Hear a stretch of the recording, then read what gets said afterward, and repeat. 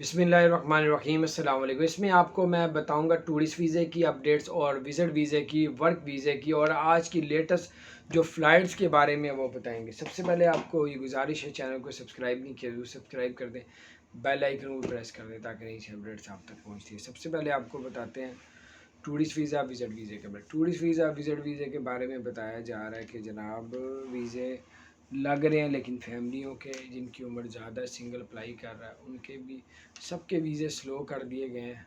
Slow का मतलब जो डन बेस पे पहले 24 घंटों में वीज़ा लग के आ जाता था, अब वो लेके चले गए हैं। डन बेस वाला वीज़ा भी 40-40 दिन के बाद लग के आ रहा है। और जो लोग वैसे अप्लाई कर रहे हैं फैमिली के साथ, उनका भी प्रोसीजर ऐसी स्लो है लेकिन लग रहा है। और जो सिंगल अप्लाई करता है तो समझिए 80% चांस यही होता है कि वो रिस्क ले रहा है, और 80% चांस यही है जो आपको बताया वीज़ा रिजेक्ट होने का, सिंगल वीज़ा अप्लाई कर।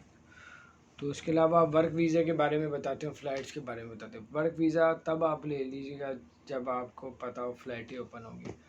फ़्लाइटें ओपन हो जाए तो वर्क वीज़ा फिर गवर्नमेंट की तरफ से ऑफिशियली जो है वो इन हो जाता है।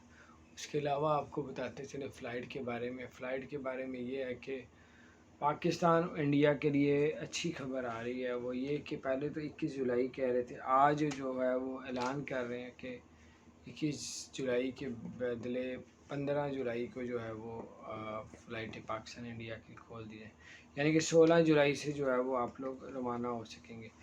लेकिन जब तक ये टाइम आता नहीं है उस वक्त तक आप लोग जो है वो इसको थोड़ा सा बुकिंग ना करवाएं, थोड़ा सा इंतज़ार कर लें। भाई जहाँ इतना अर्सा किया, अल्लाह ताला आप लोगों के लिए, हम सब के लिए आसानियाँ पैदा फरमाए। चैनल को सब्सक्राइब नहीं किया तो सब्सक्राइब कर दें, बेल आइकन प्रेस कर दें ताकि नई सी अपडेट्स आप तक पहुँचती हैं।